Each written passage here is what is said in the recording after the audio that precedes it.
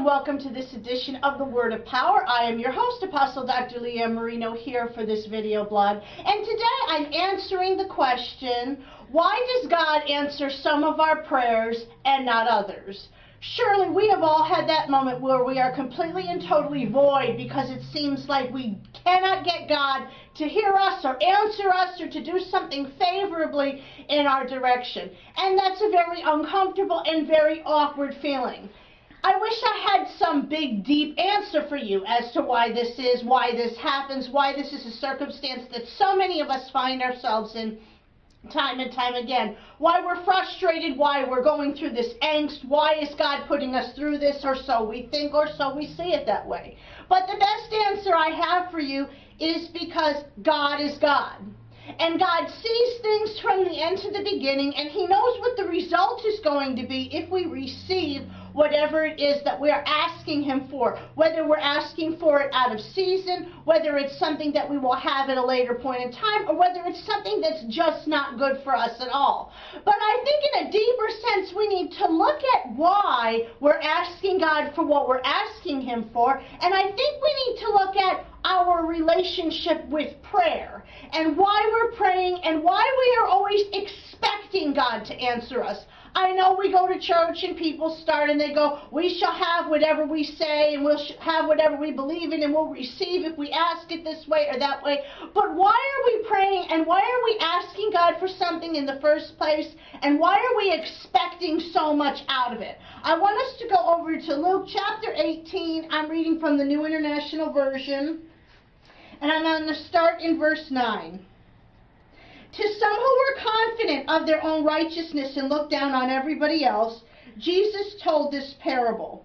Two men went up to the temple to pray, one a Pharisee and the other a tax collector. The Pharisee stood up and prayed about himself. God, I thank you that I am not like other men, robbers, evildoers, adulterers, or even like this tax collector. I fast twice a week and give a tenth of all I get. But the tax collector stood at a distance. He would not even look up to heaven, but beat his breast and said, God, have mercy on me, a sinner. I tell you that this man, rather than the other, went home justified before God. For everyone who exalts himself will be humbled, and he who humbles himself will be exalted. Prayer is the way that we communicate with God. It's the way that we talk to God. And whether we are believers or not, we can be self-righteous and we can be full of ourselves and what we're asking for. In our attitude about prayer, in our attitude and in the way that we approach God.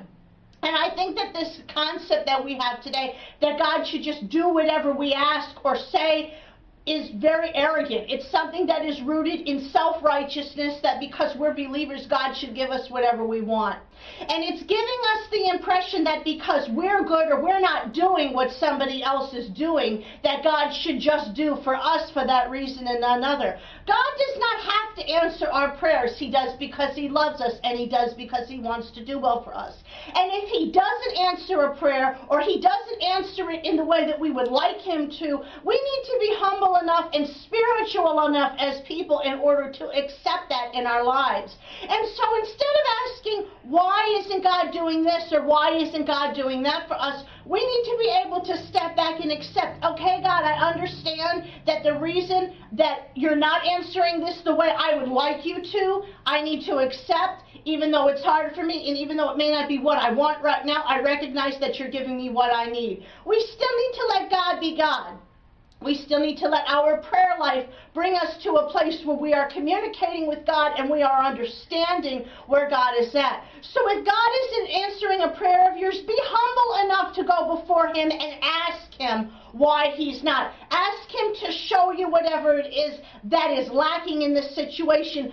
Communicate with Him instead of just giving Him a big long list of stuff that you want and wondering why you're not getting it. Because any one of us can go before God and be self-righteous and say, I thank you, God, that I'm not this, or that. But not everybody can go before God and say, have mercy on me, a sinner. And rest in the mercy and grace of God and receive that no matter what comes out of a circumstance for us to receive, in the material sense or even in an enlightened sense. I thank you for watching this video blog today. I wonder, do you have a question that you would like me to answer on here? If you do, send it to me at questions@powerfortoday.org, and I'll be waiting to hear from you.